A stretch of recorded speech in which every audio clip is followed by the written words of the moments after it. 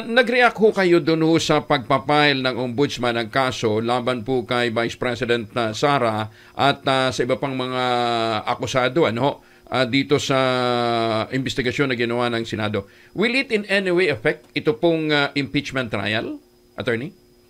Yun nga po ang sinasabi ko, Angelo, no, na kailangan mag-message tayo, maging alerto tayo.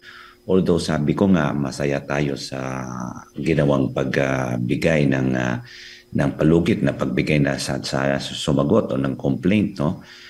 Kaso nga sabi ko nga, baka naman ito patibong o kaya trap lang or Trojan horse na baka naman na madaliin naman din ni Ombudsman Martires ang pag-dismiss.